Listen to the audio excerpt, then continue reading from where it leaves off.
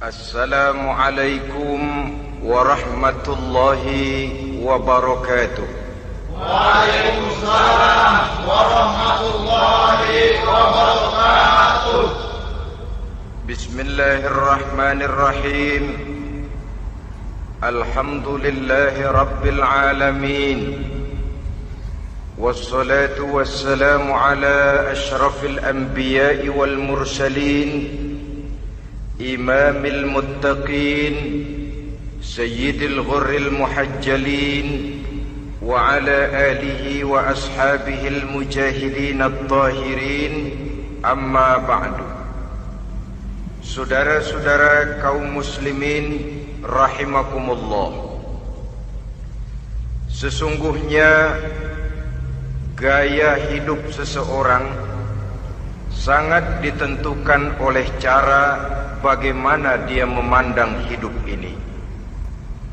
Dengan kata lain, bagaimana seseorang memandang hidup, begitulah dia akan hidup. Oleh sebab itu, untuk mengubah keadaan seseorang harus diawali lebih dahulu dengan mengubah caranya memandang kehidupan ini. Itulah sebabnya dalam surah Ar-Ra'd ayat 11 Allah Subhanahu wa ta'ala menjelaskan, Innallaha la yughayyiru ma biqaumin hatta yughayyiru ma bi anfusihim. Allah Subhanahu wa ta'ala tidak akan mengubah nasib dan keadaan satu kaum sampai kaum itu berusaha mengubah apa yang ada di dalam diri mereka sendiri. Yang ada di dalam diri itu tentu tidak lain adalah rule of thinking, bahasa kerennya state of mind, kata orang Kulon, cara berpikir, cara memandang kehidupan yang akan sangat mewarnai cara orang menjalani kehidupan itu sendiri. Oleh karena itu, pada pertemuan kali ini kita akan membicarakan tentang dasar dan tujuan hidup dari seorang muslim di dalam kehidupan ini. Yang pertama, tentang dasar dan landasan hidup. Seorang muslim tak dapat lain mendasarkan kehidupannya dengan Islam. Di dalam mendasari kehidupan dengan Islam ini, Allah Subhanahu wa ta'ala menuntut, Ya ayyuhalladzina amanu dkhulu fis silmi kafah. Hai orang-orang yang beriman, masuklah kamu ke dalam Islam itu secara total, secara utuh, secara seluruhnya. Jangan separuh-separuh, jangan sepotong-sepotong. Mendasari hidup dengan Islam artinya menjadikan Islam sebagai way of life, sebagai rule of thinking, sebagai state of mind di dalam kita memecahkan problema-problema kehidupan, sehingga tidak satu persoalan hidup yang bagaimanapun kecilnya sekalipun yang tidak tersentuh oleh nilai-nilai ajaran agama Islam ini. Kemudian di dalam mendasarkan hidupnya dengan Islam, ia mempunyai satu keyakinan. Pertama, Islam sebagai dasar hidupnya adalah agama yang sesuai dengan fitrah daripada manusia. Allah Subhanahu wa ta'ala pencipta manusia. Allah Subhanahu wa ta'ala yang menurunkan agama Islam. Oleh sebab itu, tentu saja seluruh konsepsi Islam ini sudah diukur sedemikian rupa sesuai dengan kemampuan yang dimiliki oleh manusia. Secara logika bisa kita katakan, pabrik mobil di Jerman misalnya bikin mobil namanya Mercy. Seiring dengan itu dikeluarkannya buku petunjuk. Mobil ini bernama Mercy, kecepatan maksimal sekian ratus kilometer per jam, daya angkutnya sekian ratus kilogram, kalau rusak memperbaikinya ini onderdilnya itu umpamanya. Karena pabriknya yang bikin mobil, lalu pabriknya juga yang mengeluarkan buku petunjuk, tentu buku itu sesuai benar untuk mobilnya. Dan logika mengatakan tidak bisa kita punya mobil Mercy rusak, kita perbaiki dengan menggunakan buku petunjuk yang dikeluarkan oleh pabrik mobil Fiat. Tentu saja mobil makin rusak, acak-acakan dan tidak karu-karuan. Ini artinya, jikalau manusia ingin baik, jikalau manusia ingin mencapai sesuatu yang bernama bahagia, dia harus mengikuti petunjuk yang dikeluarkan oleh yang menciptakan manusia. Dan petunjuk-petunjuk itu telah turun dalam satu konsepsi yang bernama Islam yang sesuai dengan fitrah manusia. Yang kedua, oleh karena keyakinannya bahwa Islam sesuai dengan fitrah manusia, ia pun berkeyakinan bahwa Islam adalah agama untuk seluruh manusia, universal. Walaupun ia diturunkan di tanah Arab, tetapi ia bukanlah agama hanya untuk orang Arab semata-mata. Keyakinan ini perlu ditegakkan kembali, oleh karena akhir-akhir ini muncul pendapat-pendapat yang menganggap seolah-olah agama itu barang impor. Persilahkan saja kalau memang itu merupakan keyakinannya, tetapi menganggap agama sebagai barang impor sungguh merupakan satu kekeliruan yang sangat besar. Bahwa Arab sebagian besar memang Islam, jelas. Tetapi Islam bukannya Arab, itu pun harus kita akui. Kita bisa menjadi Muslim yang baik tanpa perlu menjadi orang Arab. Dengan kata lain, kita bisa menjadi Muslim yang baik dengan tetap menjadi warga negara Indonesia yang baik. Bahwa Al-Quran diturunkan dalam bahasa Arab oleh karena memang ia turun di tanah Arab. Buktinya apa? Walaupun Quran dalam bahasa Arab, tidak satu pun ayat Quran yang ditujukan kepada orang Arab semata-mata. Tidak ada ayat ya ayyuhal arabiyun, hai orang-orang Arab. Tidak ada. Yang ada malah ya ayyuhan nas, wahai manusia. Manusia yang mana? Yang mana saja asal merasa manusia. Kalau tidak merasa manusia, tidak usah terpanggil dengan ayat tadi. Maka dalam mendasari hidup dengan Islam, kita berkeyakinan Islam adalah agama untuk seluruh manusia. Yang ketiga, di dalam mendasari hidup dengan Islam, kita berkeyakinan Islam adalah agama terakhir yang diturunkan kepada Rasul terakhir.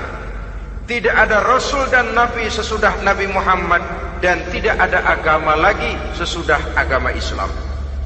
Dasar-dasar keyakinan ini melembaga dalam pribadi kita, membentuk satu keyakinan yang mendasari kehidupan ini, sehingga tidak satu problema yang bagaimanapun kecilnya dalam kehidupan yang tidak tersentuh oleh nilai-nilai Islam. Sejak kita tidur sampai kita bangun tidur, bahkan tidur itu sendiri, dan seluruh kegiatan kehidupan yang kita laksanakan dalam 24 jam, tidak satu pun yang tidak tersentuh oleh nilai-nilai Islam. Inilah pandangan hidup Muslim. Jawaban seorang Muslim terhadap problema-problema kehidupan yang dihadapinya, yang di dalam menjawab problema itu ia Islam oriented, berorientasi kepada nilai-nilai Islam. Apa kata Islam tentang pekerjaan yang dihadapinya? Halal kata Islam, halallah dia katakan. Haram kata Islam, haram dia katakan. Islam oriented. Barometer dalam perbuatannya tidak lain daripada nilai-nilai Islam itu sendiri. Dan kemudian di dalam mendasari kehidupan dengan Islam, ia berkeyakinan Islam adalah satu-satunya agama yang benar. Bahasa kerennya, Islam is the single one, the true religion behind the God. Satu-satunya. Keyakinan ini kelihatannya subjektif, tapi memang inilah pokok daripada kehidupan beragama. Saudara-saudara kaum muslimin rahimakumullah, kalau itulah dasar daripada kehidupan kita sebagai muslim, apa yang menjadi landasannya? Kalau dasar hidup kita Islam, maka landasan hidup kita tidak lain adalah Al-Quran dan sunnah Rasulullah sallallahu alaihi wasallam.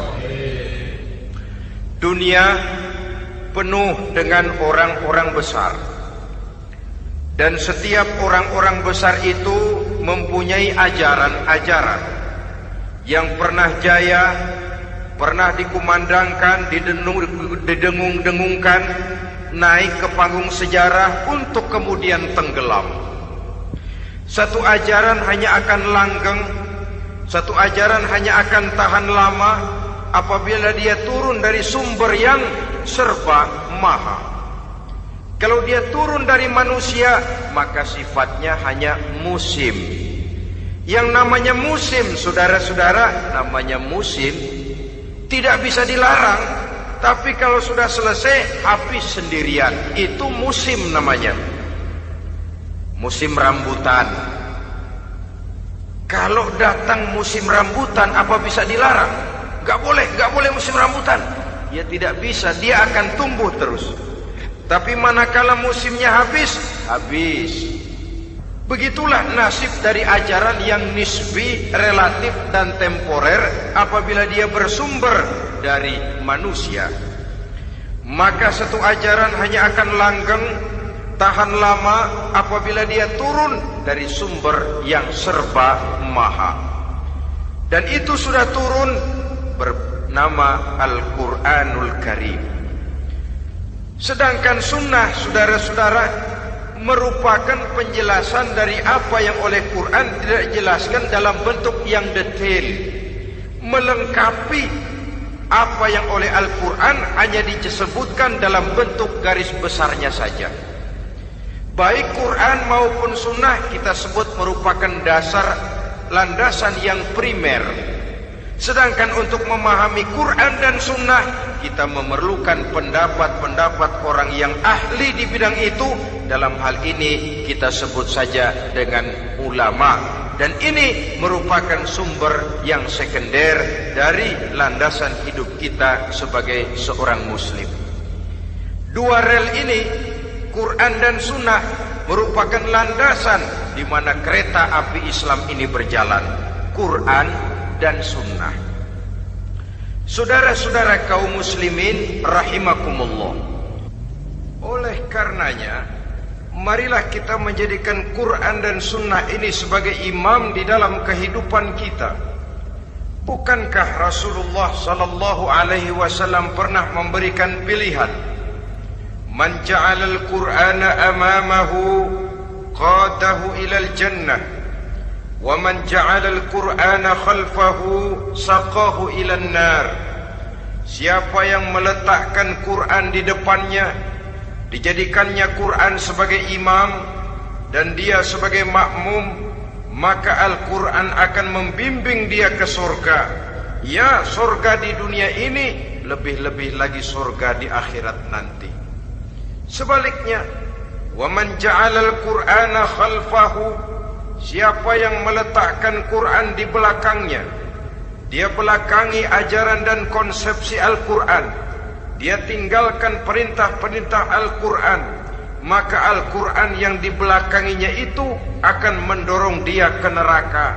Neraka dunia, lebih-lebih neraka di akhirat nanti. Pilihan terserah kita. Jikalau kita mau menjadikan Quran sebagai imam, artinya kita menjadi makmum. Resikonya dimanapun, makmum wajib ikut imam. Imam takbir, makmum takbir, imam ruku, makmum ruku, imam i'tidal, makmum i'tidal. Jikalau Quran imam kita dan kita adalah makmum, maka itu berarti Jikalau ke barat komando Quran, ke barat kita pergi. Jikalau ke timur kata Quran, ke timur kita menuju. Jikalau halal kata Quran, halal kita katakan. Jikalau haram kata Quran, haram kita ucapkan. Itu resikonya kita menjadi makmum, menyusun pola hidup yang lebih Qurani. Tapi sebaliknya, ke barat komando Quran, ke timur kita pergi.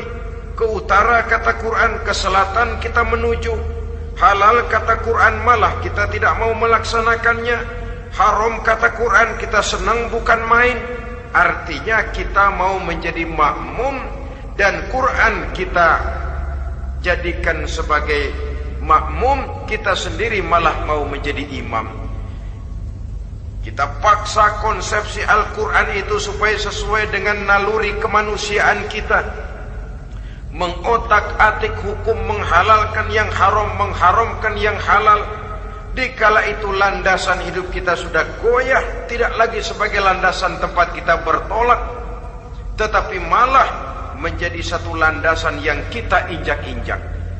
Sesungguhnya saudara-saudara, Quran tidak akan membawa berkah, tidak akan menjadi rahmatun wa syifaun lil mu'minin, menjadi penyembuh, menjadi rahmah bagi orang-orang beriman, apabila yang kita baca itu kita injak-injak di dalam kehidupan. Upaya menyusun hidup yang lebih Qurani ini seiring dengan usaha kita menjadi warga negara yang baik. Yang saya katakan di awal tadi, tidak saling dan tidak harus saling bertentangan. Jadi dengan demikian, dasar hidup kita sebagai muslim adalah Islam, dan landasan hidup kita tidak lain adalah Al-Quran dan sunnah Rasulullah Sallallahu Alaihi Wasallam. Ini landasan tempat kita bertolak. Ini yang mewarnai gaya kehidupan kita. Apapun yang mau kita lakukan, tempat kita bertanya lebih dahulu Quran dan sunnah. Saya mau melakukan pekerjaan ini, apa kata Quran? Saya mau pergi ke tempat ini, apa kata Quran? Saya mau berusaha dengan mengerjakan perusahaan ini, apa kata Quran? Merupakan landasan daripada kehidupan kita. Ini yang saya katakan tadi, membentuk rule of thinking, state of mind, bahwa gaya kehidupan kita diwarnai oleh landasan hidup yang bertumpu pada ajaran Al-Quranul Karim dan sunnah Rasulullah Sallallahu Alaihi Wasallam. Baiklah ya, ini yang pertama tentang dasar dan landasan hidup.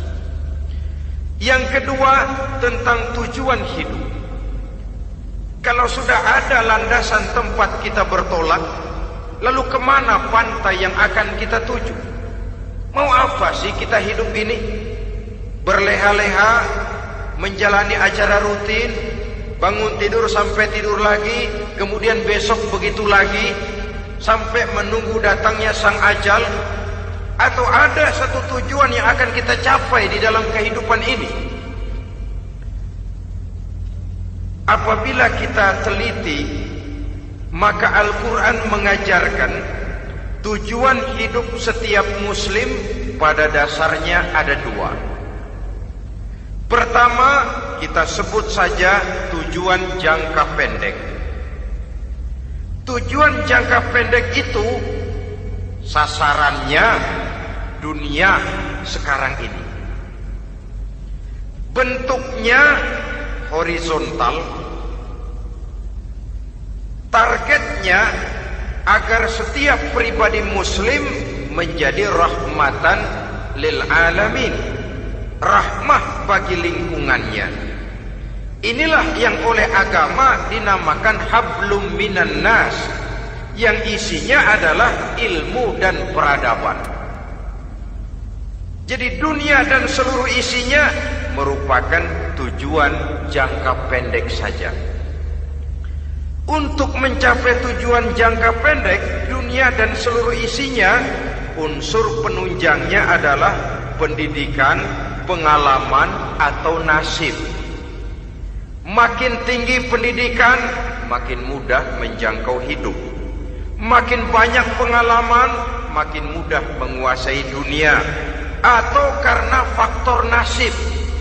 Pendidikannya tidak seberapa, pengalaman pun kadang-kadang dangkal, tapi karena nasibnya lagi hoki, kata orang sekarang, nasibnya lagi bagus, dia naik ke panggung memegang peranan. Faktor yang namanya nasib ini ada, tapi tidak bisa dijadikan sandaran. Untuk menjangkau dunia dan seluruh isinya, unsur penunjangnya pertama pendidikan, yang kedua pengalaman, yang ketiga faktor nasib. Oleh karena itu, apabila kita ingin mudah mencapai dunia, yang pertama harus kita laksanakan bagaimana menempuh satu pendidikan. Di zaman sekarang orang terangsang untuk hidup dalam pola yang oleh orang-orang priangan disebut hardolin. Saudara tahu hardolin? Itu potongan dari dahar modal ulin. Filsafat hidup yang pakaian mau bagus, makan mau enak, kerja nggak mau. Akhirnya jadilah dia penghayal kelas berat, tukang-tukang lamun kelas tinggi. Tiap hari kegiatannya ya cuma tidak terlepas dari tiga kriteria itu. Hardolin. Pokoknya kalau sudah dahar, modal, ulin. Besok ya begitu lagi. Pola dari dimana orang pakaian mau bagus, makan mau senang, duit mau punya, kerja tidak mau. Kadang-kadang mau kerja tapi tidak tahu apa yang harus dikerjakan. Ditambah oleh sempitnya lapangan pekerjaan. Tidak tahu apa yang harus dikerjakan, dilatar belakangi oleh tidak adanya pendidikan yang dia terima, sehingga mau kerja apa lalu bingung. Oleh karena itu, terutama buat adik-adik remaja, para pemuda, saya berpesan untuk menjangkau dunia, yang pertama harus kita jalani bagaimana membina diri, mendidik. Taruh kata drop out, putus sekolah, tapi drop out bukan halangan bagi tumbuhnya cita-cita yang mulia. Bahkan ada orang bilang many a great man starts as a newspaper boy. Banyak orang-orang besar yang memulai pekerjaannya dagang koran.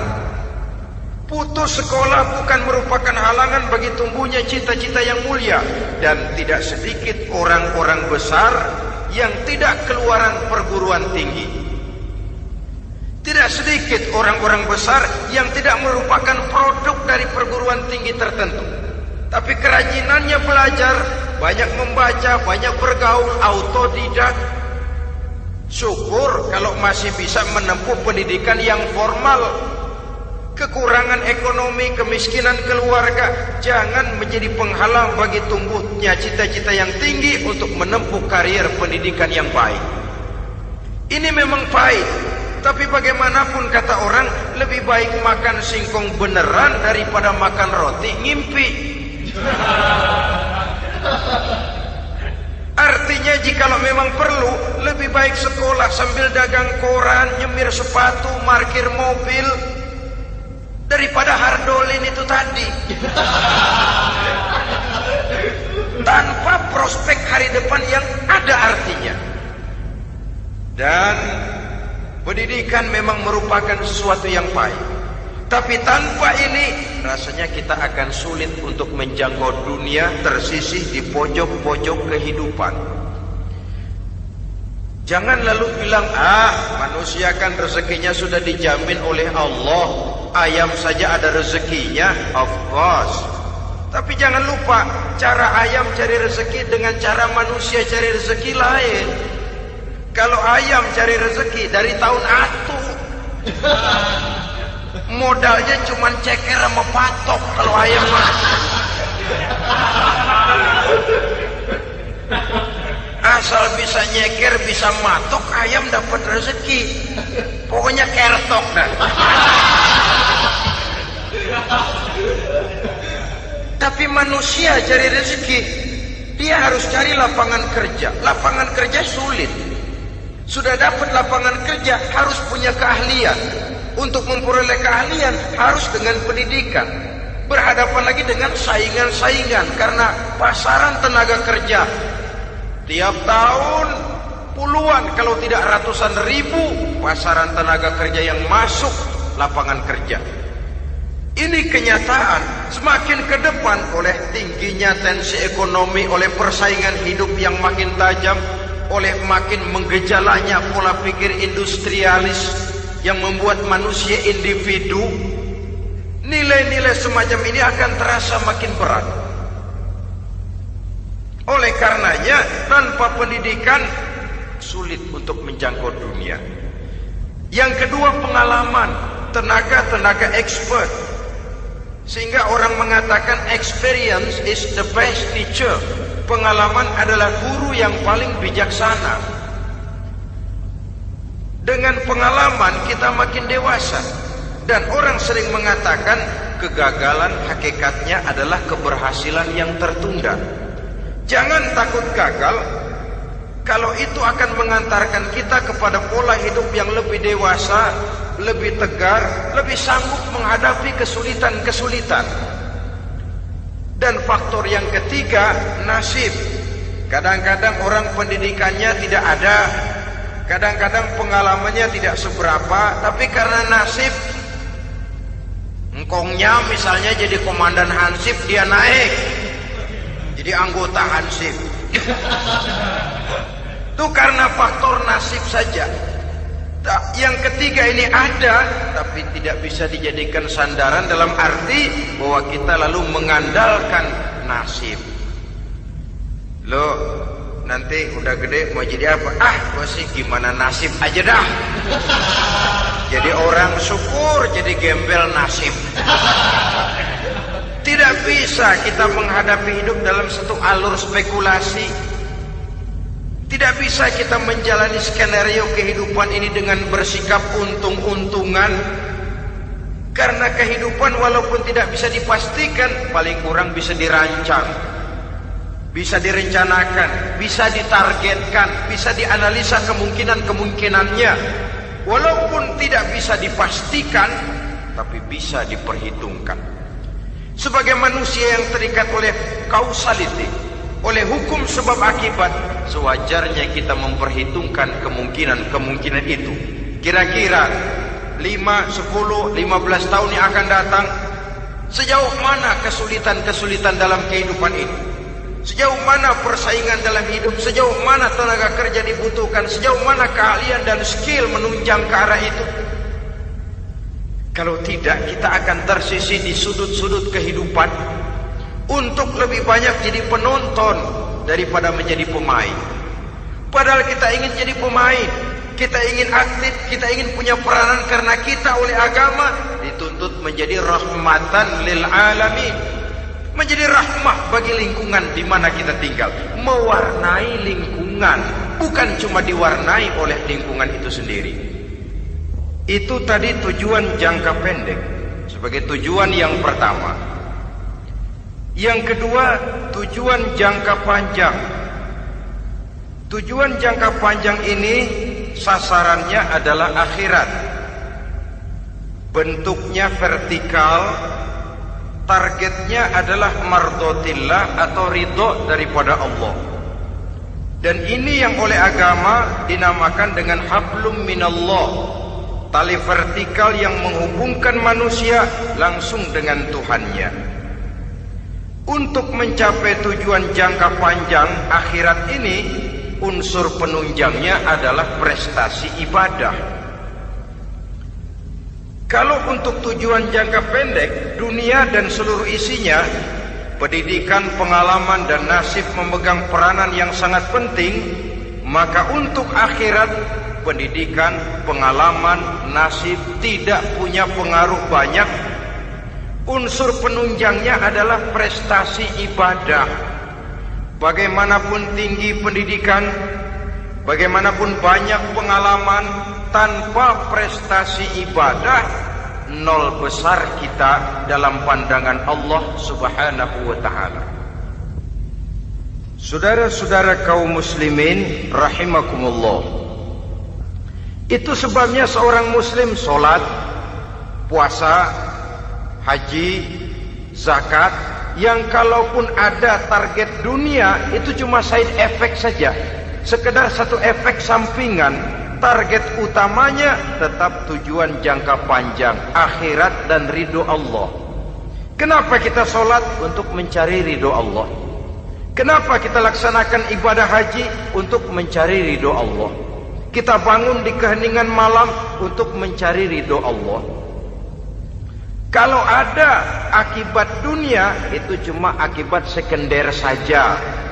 Ada misalnya orang karena tekun ibadah rezekinya lancar, itu baru persekot, baru tanda jadi. Kadang-kadang persekotnya saja sudah nikmat kok, apalagi cashnya, kontannya. Sebaliknya kalau ada orang rajin ibadah rezekinya seret, jangan jadi alasan. Kok lu nggak sembahyang? Alah, tetangga gua rajin sembahyang melarat terus. Ya memang sholat itu bukan dengan target dunia, target akhirat, saudara-saudara. Oleh sebab itu, seorang muslim adalah seorang yang berpandangan luas, berjiwa lapang. Maksudnya apa? Tujuan jangka pendek dan jangka panjang ini harus dia raih kedua-duanya. Ini yang oleh Al-Quran diajarkan agar setiap muslim mencapai fid dunya hasanah wa fil akhirati hasanah. Kebaikan di dunia, kebaikan di akhirat, itu arti hasanah. Jangan macam orang dulu, punya istri dua pergi haji. Yang satu yang muda istrinya namanya Hasanah, yang satu namanya Khadijah. Waktu tawaf keliling Ka'bah, si suami ini nggak bisa doa apa-apa kecuali Rabbana Atina itu. Tiap putaran Rabbana Atina fid dunya hasanah wa fil akhirati hasanah. Putaran kedua Rabbana Atina fid dunya hasanah wa fil akhirati hasanah. Ini istri tuanya yang namanya Khadijah dengerin aja. Akhirnya di satu saat dia colek suaminya, "Bang, mentang-mentang Hasanah bini muda disebutin melulu, saya dong disebutin dalam doa." "Iya deh, ntar putaran selanjutnya." Suaminya blow on juga. Putaran kedua dia baca Rabbana Atina fid dunya hasanah wa fil akhirati Khadijah. Saudara-saudara, itu makna refleksi daripada doa tadi itu, doa sapu jagat. Kita ingin fid dunya hasanah wa fil akhirati hasanah. Tujuan jangka pendek dunia tercapai, tujuan jangka panjang akhirat dan ridho Allah juga tergapai. Oleh sebab itu Al-Quran menjelaskan, wabtaghi fima atakallahu ad-daral akhirah wa la tansa nasibaka minad dunya. Dengan karunia yang diberikan Allah kepadamu, carilah bahagia akhirat. Wala tansa nasibaka minad dunya, tetapi jangan lupakan bagianmu dalam kehidupan di dunia ini. Cari akhirat, utamakan akhirat dengan tidak usah melupakan jatahmu di dunia. Kenapa saya katakan seorang muslim berjiwa besar? Sebab andai kata dia gagal mencapai tujuan jangka pendek, andai kata dia gagal di dunia, dan dia oleh Islam diajarkan jangan sampai gagal, tapi andai kata dia gagal, dia masih punya tujuan jangka panjang, akhirat dan ridho Allah.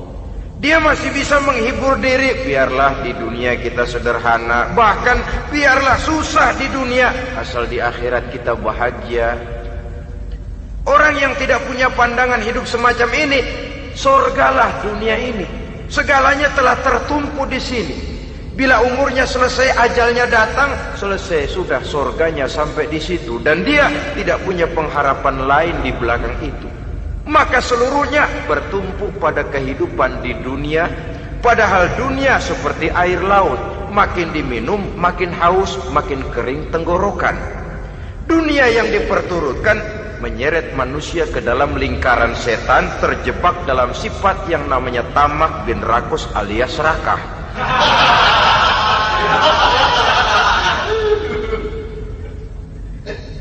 Andai kata dia gagal untuk tujuan jangka pendek, dia masih punya tujuan jangka panjang, akhirat. Dia masih sanggup berkata, biar di dunia kita sederhana, bahkan biar kepelangsak sengsara susah di dunia, asal di akhirat kita bisa bahagia. Kan masih ada harapan. Yang paling bangpak, paling rusak betul, sudah di dunia sengsara, di akhirat celaka. Di dunia rumahnya gubuk, pinggir kali miring, asal hujan bocor, utang selebar warung. Bayang kagak, ngaji enggak, puasa enggak, saban malam merit mulu. Saudara hadirin yang saya hormati, lalu kapan mau bahagia kalau sudah di sini susah, di sana akan susah juga. Ini yang pertama, seorang muslim, seorang yang optimis, berjiwa besar, luas pandangan. Kegagalan dia dalam jangka pendek tidak menyebabkan dia melupakan tujuan jangka panjang. Yang kedua, positifnya apa? Cara dia mencapai tujuan jangka pendek diwarnai oleh keyakinan adanya tujuan jangka panjang.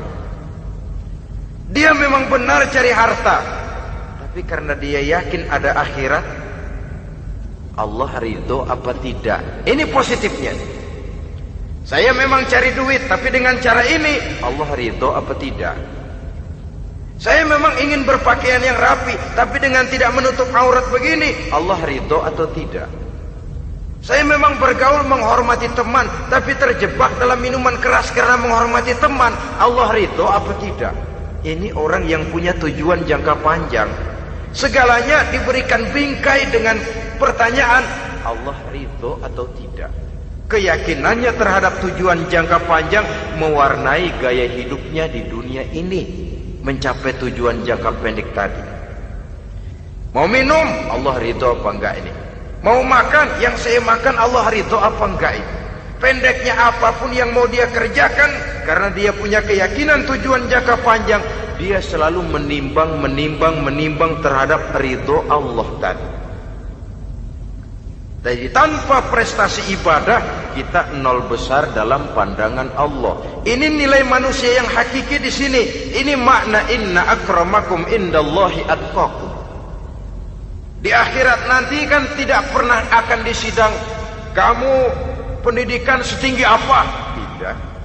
Gelarmu berapa renteng? Profesor, doktor? Tidak. Akhirat hanya menyidang kau sholat atau tidak, kau puasa atau tidak, kau zakat atau tidak. Diberikan kamu harta yang banyak, dari mana kau dapat, kemana kau belanjakan. Prestasi ibadah itu yang ditanya. Setinggi apa pendidikan, sebanyak apa pengalaman, no problem, tidak jadi masalah di akhirat itu.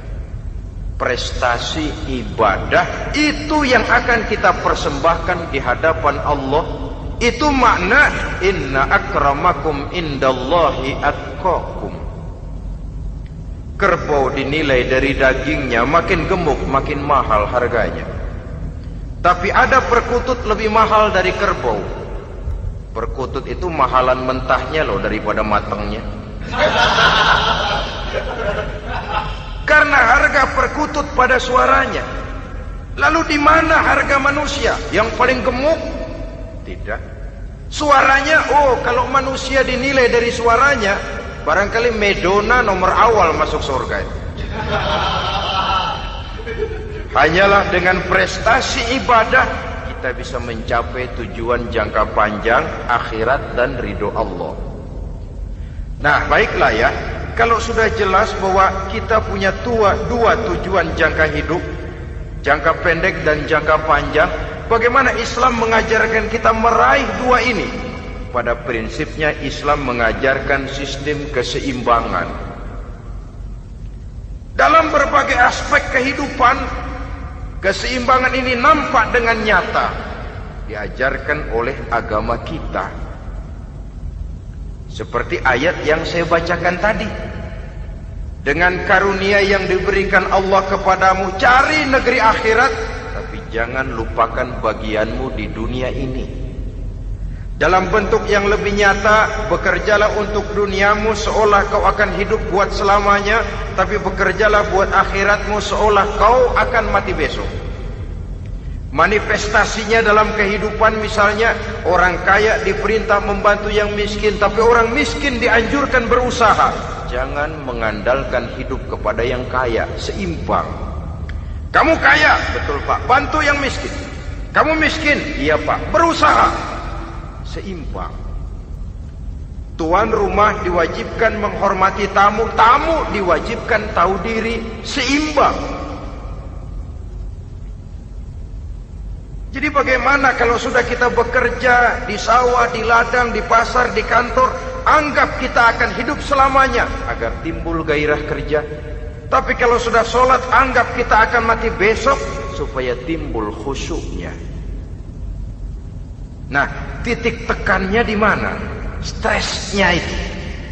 Walaupun Islam mengajarkan sistem keseimbangan, tapi Al-Quran tetap menggarisbawahi walal akhiratu khairul laka minal, bahwa bagaimanapun seimbangnya, akhirat itu lebih utama daripada dunia. Bagaimana implementasinya? Kata orang-orang tua, kalau kita menanam padi, rumput pasti tumbuh, tapi nanam rumput jangan mimpi tumbuh padi. Maksudnya apa? Kalau satu perbuatan kita niatkan karena Allah, dunianya pasti ikut. Tapi kalau satu perbuatan diniatkan karena dunia semata-mata, akhirat akan hilang. Sebab itu, biasakanlah berbuat sesuatu baik untuk tujuan jangka pendek, lebih-lebih untuk tujuan jangka panjang, dengan motif lillahi ta'ala. Jadi saya ulangi, satu perbuatan kalau sudah diniatkan karena Allah, dunia biasanya ikut.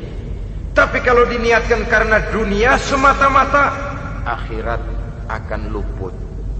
Padahal itu titik tekannya, walal akhiratu khairul laka minal ula. Saudara-saudara kaum muslimin rahimakumullah, ini tujuan hidup. Jadi landasan tempat kita bertolak sudah jelas, pantai yang akan kita tuju dalam kehidupan ini juga sudah nyata. Kita ingin mencapai apa yang dinamakan fid dunya hasanah wa fil akhirati hasanah. Untuk itu perlu ada keseimbangan, tetapi titik tekannya tetap akhirat lebih utama daripada kehidupan dunia ini. Sekarang kalau sudah ada dasar hidup, sudah ada tujuan yang akan kita capai, tentu harus ada alat untuk mencapainya. Semuanya perlu sarana. Bahkan pada hakikatnya dalam kaidah usul fikih para ulama mengajarkan lil wasail hukmul maqasid. Sarana dan tujuan hukumnya sama. Ini mestinya mendidik umat Islam jadi pinter. Jangan cuma berpikir melaksanakan satu pekerjaan, tapi juga berpikir menciptakan sarana untuk terwujudnya pekerjaan itu. Misalnya umat Islam wajib pergi haji kalau mampu, kan begitu toh? Kalau dia umat Islam Indonesia, tentu pergi hajinya ke Mekah. Mekah, Jeddah, Mekah, Indonesia, perlu sarana angkutan untuk sampai ke sana. Kapal laut, kapal udara. Artinya umat Islam harus maju di bidang teknologi, bisa menciptakan pesawat, bisa menciptakan kapal laut, sarana yang akan menyampaikan dia untuk bisa melaksanakan ibadah haji. Selama ini kita bertumpu kepada pemikiran, pokoknya kan yang penting gue pergi haji pakai apa kayak gue punya duit. Dari segi pribadi memang barangkali begitu. Tapi sebagai umat yang harus mencapai kemajuan, apabila diperintahkan melaksanakan sesuatu, kita pun hakikatnya dituntut menciptakan sarana untuk menunjang pelaksanaan sesuatu itu sendiri. Agama mengajarkan an-nazafatu minal iman, kebersihan sebagian daripada iman. Siapa yang menciptakan mesin cuci? Sabun-sabun kelas, deterjen, rinso dan lain sebagainya. Siapa yang menciptakan air condition, pembersih ruangan? Kita hanya berpikir pokoknya kan bersih, mau pakai apa kek? Kita jarang yang berpikir kepada pewujudan teknologi modern untuk menerjemahkan hadis itu. Syukurlah belakangan ini sudah muncul teknokrat-teknokrat muslim yang dijiwai oleh semangat Al-Quran membuka tabir rahasia konsepsi Islam di lapangan teknologi modern yang makin lama makin menunjukkan tuntutan kebutuhan daripada umat itu sendiri. Dengan demikian, apabila ada tujuan hidup, kita memerlukan alat untuk mencapai tujuan tadi. Supaya tujuan fid dunya hasanah wa fil akhirati hasanah tercapai, apa alat yang harus kita pakai? Kita lihat surah At-Taubah ayat 111 memberikan jawaban. Innallaha ashtara minal mu'minina anfusahum wa amwalahum bi anna lahumul jannah. Sesungguhnya Allah telah membeli dari orang-orang beriman diri mereka, harta mereka, bahwa sesungguhnya bagi mereka adalah surga. Coba kita simak ayat ini sejenak, akan nampak dengan jelas bahwa ayat ini hakikatnya merupakan satu transaksi yang nyata benar antara kita dengan Allah. Transaksi jual beli sudah terjadi, dan itu langsung dengan Allah, tertuang dalam pernyataan Quran. Pembeli Allah, penjual kita orang-orang beriman, dagangannya adalah anfus dan amwal, harganya adalah surga. Itu sudah tanda tangan pernyataan kita siap jual beli ya Allah. Apalagi baiat kita apa? Inna solati wa nusuki wa mahyaya wa mamati lillahi rabbil alamin. Solatku, ibadahku, hidup dan matiku cuma untuk Allah Tuhan seluruh sekalian alam. Minimalnya 5 kali sehari semalam baiat ini kita ulang dan kita ulang. Kenapa lalu kita tidak konsekuen? Dalam konteksnya dengan persoalan, maka alat hidup kita itu ada 2. Pertama, anfus. Ini bentuk mufrad dari jamaknya, bentuk jamak dari mufrad nafsun. Biasa diterjemahkan dengan diri. Yang dimaksud dengan diri adalah kepribadian. Yang dimaksud dengan kepribadian ialah kekayaan yang kita miliki dalam kepribadian kita. Artinya bisa tenaga, pikiran, konsep, gagasan, wewenang, ide, pangkat, jabatan, kemampuan, keahlian, skill, itu semuanya masuk ke dalam anfus, diri. Sedangkan amwal bentuk jamak dari mufrad malun, biasa diterjemahkan dengan harta. Pengertian di sini ialah seluruh bentuk-bentuk materi yang berada di bawah kekuasaan kita. Bisa rumah, bisa uang, bisa tanah, bisa kebun, bisa pabrik, bisa peternakan, itu semuanya amwal. Nah, baik anfus maupun amwal, diri, tenaga kek, pikiran kek, harta kek, pangkat kek, jabatan kek, wewenang kek, keahlian kek, untuk tujuan jangka pendek harus jadi rahmah bagi lingkungan.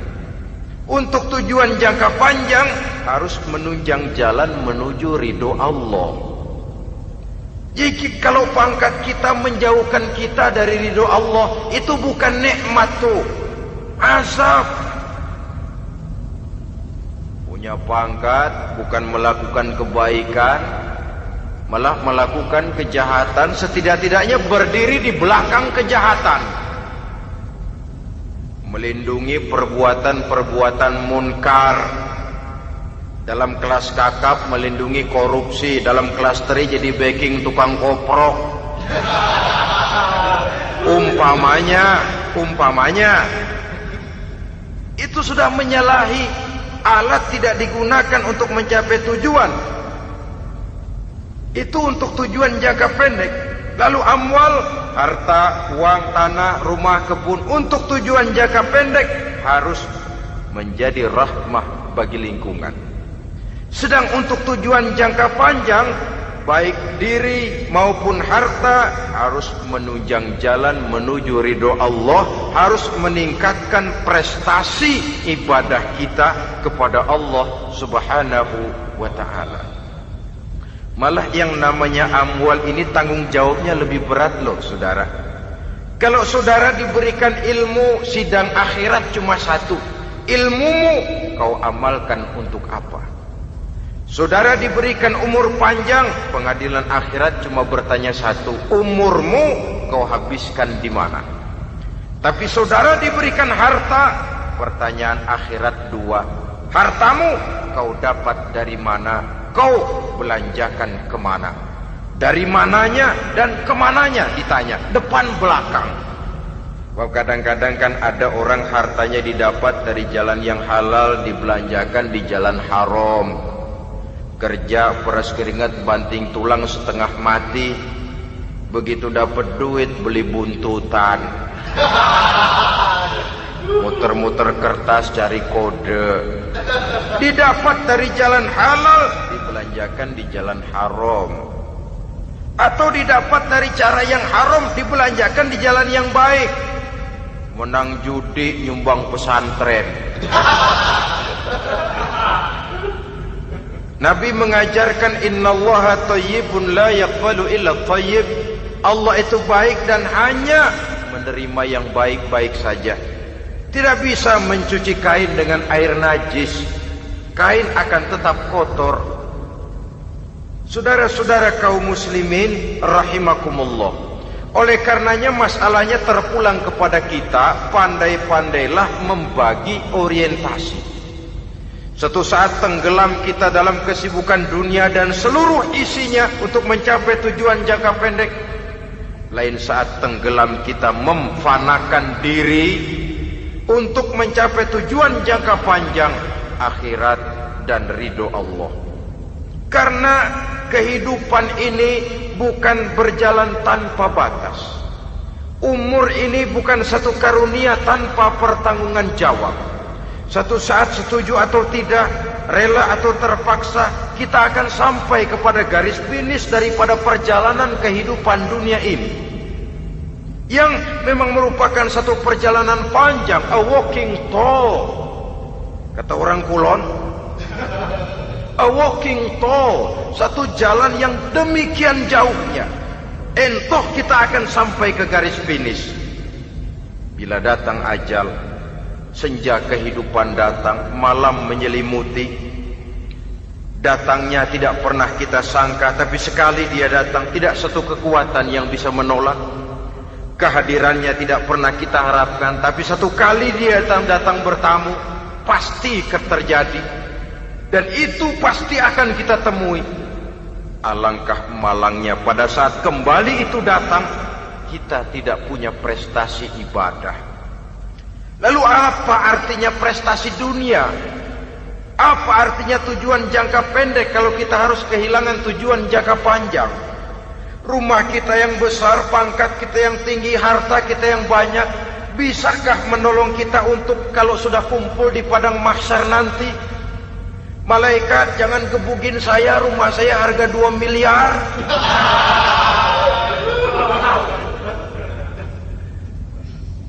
Sudahlah malaikat, damai saja, itu Rolls Royce saya. Pakai saja malaikat, pakai. Kata malaikat, gue budak, gue gak butuh gituan. Hanya prestasi ibadah yang bisa menyelamatkan kita pada kondisi semacam itu. Jadi oleh karena itu saudara-saudara, biar di dunia ini rumah kita besar, mobil bagus, uang banyak, pabrik ada, usaha lancar, asal di akhirat masuk surga aja. Gak apa-apa. Daripada di dunia sengsara, di akhirat neraka, senangnya kapan? Sudah di sini sengsara, di sana keblangsak. Itu yang orang-orang tua bilang lacur kuda namanya. Pelan dipecut, kenceng digentak, setengah mati, serba salah. Kuda kalau bisa ngomong, gue setengah mati, serba salah. Pelan dipecut, kekencengan ditarik, itu yang namanya lacur kuda begitu. Serba salah posisinya. Untuk itu pandai-pandailah membagi orientasi supaya tercapai tujuan ideal ini, fid dunya hasanah wa fil akhirati hasanah. Ini tentang tujuan hidup. Nah, untuk mencapai tujuan ini kita tidak berjalan sendiri. Kita perlu teman hidup. Di samping teman hidup ada pula lawan hidup. Siapa teman hidup kita untuk mencapai tujuan hidup ini? Dalam arti sempit, teman hidup kita suami istri yang taat kepada Allah. Suami istri lebih dari sekedar satu pasangan, juga saling melengkapi, merupakan bagian daripada kehidupan. Suami adalah teman istri, istri adalah teman suami untuk mencapai tujuan hidup tadi. Mencapai fid dunya hasanah wa fil akhirati hasanah. Seiring, seirama, selaras, serasi, seimbang, kata orang sekarang. Teman dalam arti sempit. Adapun teman dalam arti luas, setiap orang yang pandangan hidupnya sama dengan kita. Setiap orang yang akidahnya sama dengan kita.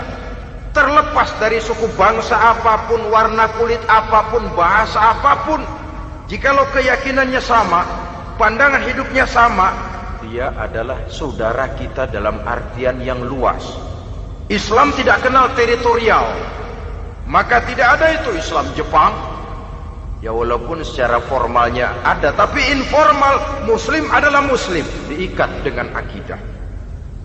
Itu teman hidup. Lalu lawan hidup siapa? Pertama iblis, dalam segala bentuk dan implementasinya. Yang kedua, setiap orang yang pandangan hidupnya tidak sama dengan kita secara ideologis, itulah lawan hidup kita. Maka yang teman jadikan teman, yang lawan jadikan lawan. Jangan teman dijadikan lawan, lawan dijadikan teman. Itu namanya kopiah dipasang di kaki, pak bakyak naik ke jidat. Wajar kalau kepala lalu jadi benjol. Salah milih teman, salah cari lawan. Salah milih teman, salah cari lawan. Akibatnya kita yang akan susah di kemudian hari nanti. Saudara-saudara kaum muslimin rahimakumullah, oleh karenanya pandai-pandailah dalam hidup ini. Yang teman jadikan teman, yang lawan jadikan lawan. Kalau lawan kita jadikan teman, sementara teman kita jadikan lawan, dan itu yang banyak terjadi dalam praktek kehidupan, kita tidak akan bisa mencapai tujuan karena akan tertarung di kaki sendiri. Nah, ini sajalah yang kita bicarakan pada pertemuan kali ini. Mudah-mudahan ada manfaatnya. Terima kasih atas segala perhatian. Mohon maaf atas segala kekurangan. Usikum wa nafsi bitaqwallah. Wassalamualaikum warahmatullahi wabarakatuh.